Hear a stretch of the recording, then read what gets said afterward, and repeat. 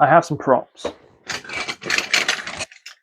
These are all of, or at least most of, the tools I have been using for the last 3 hours to try and convert this bicycle into a one-by. I wanted to make this little video before I published that other one on the point of perseverance.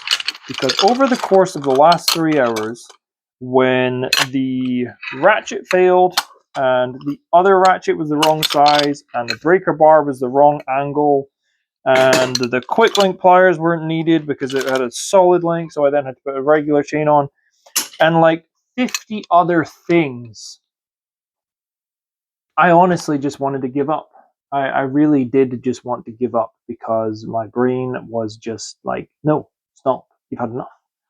And I had not yet had dinner, and I just wanted to just throw the towel in. But I was like, I actually need this bike to work, so you just keep going at it.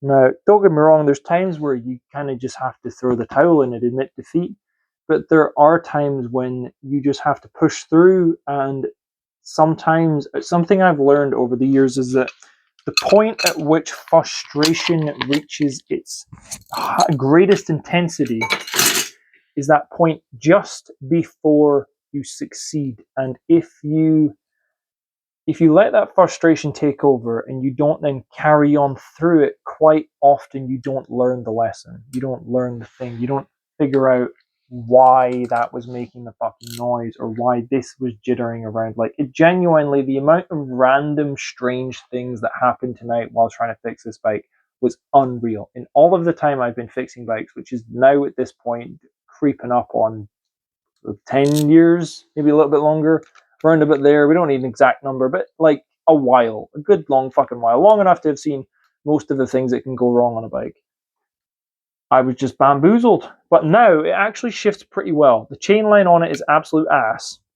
However, I persisted through thick and thin and a great many challenges and difficulties to get to this point. I need to put a shorter bottom bracket on it, and then it will shift. It will shift fine. It actually shifts really well. I'm really chuffed with how well it moves, given the level of difficulty I've gone through with it this evening. But this is something that kind of occurred to me several years ago, and something I've been putting in practice for a long time. Is frustration is just so intrinsic to learning.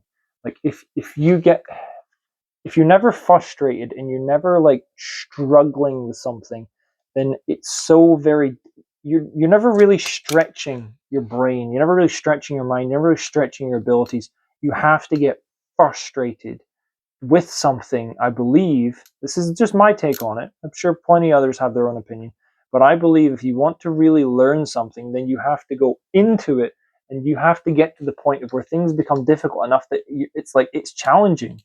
And when you get to that point and you're frustrated, my advice would be stick with the frustration for a little while longer. Just kind of just hang it out. Just keep on keeping on with it, and you'll be surprised if you just refuse to stop for every now and then. I'm not saying fucking never. I'm not saying fucking sleep 2 hours a night and never fucking rest and never give up on the thing, because sometimes you just need a fucking break.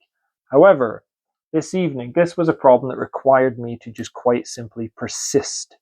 And I think there are a great many problems in life where just a little bit more persistence would solve the problem.